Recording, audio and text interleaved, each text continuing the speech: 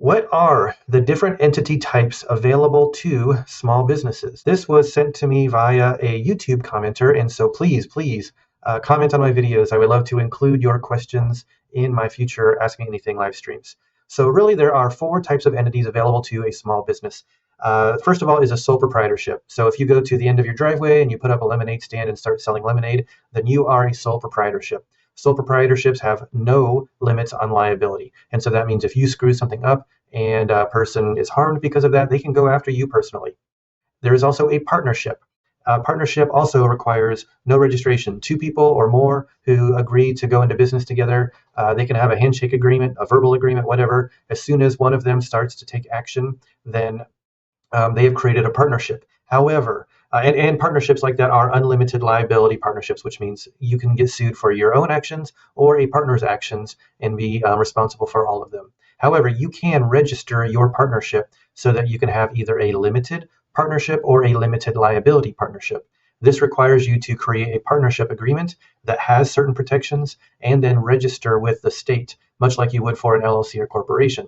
A limited partnership is a partnership that has 2 different kinds of partners. For example, full partners, senior partners, whatever, and then limited partners, partners who have less authority and therefore less responsibility. And so limited partners can avoid the unlimited liability because they have less power. And then a limited liability partnership is very, very similar to an LLC. The next thing, the third one that we talk about for small businesses are LLCs or limited liability companies.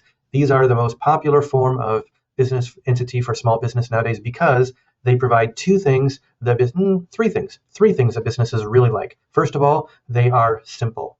Second of all, they are easy to create. And then third, they provide limited liability. Now, a lot of people, they go and create their LLC and they forget that the goal is that third option, the limited liability part. And so if you do things wrong and you set up your LLC incorrectly, you don't get the LL, the limited liability part. And the 3 steps that you need to follow to get the limited liability is, first of all, you need to register with the state. Second of all, you need an operating agreement that provides the necessary protections for the owners. And then third, you must observe corporate formalities. The corporate formalities are not as stringent as they are for a corporation, but if you don't do them and you get sued, then the party suing you will say that your LLC is not a real business because you haven't treated it like a real business. So those are the 3 things you must do. Overall, it is very easy. And again, so flexible because that operating agreement that was part 2 of that, it's a contract and you can put whatever you want in there and it's enforceable, generally speaking. So that means you can do whatever you want. It's like the silly putty of business structures. And then the 4th type is corporations. Corporations are one of the classic. They go back to like the 14 or 1500s. They've been around a long time. Corporations have a lot of laws governing them. They have a lot of regulations and rules and structure that is enforced on them.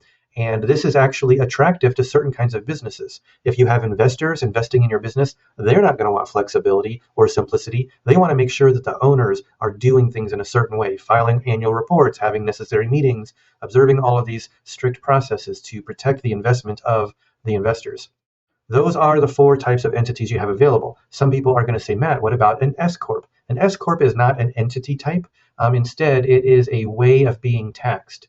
And so if you have an LLC or a corporation, you can change your tax structure to be taxed in a different way. And there are benefits to being taxed in an S Corp. And I actually have answered this question. So check out my YouTube, Facebook, or LinkedIn channel, and you will see that I've already created instructions and explanations of S Corps. But I do want to clarify, it's so confusing. An S Corp is not an entity. It is a lens that the IRS uses to look at your business.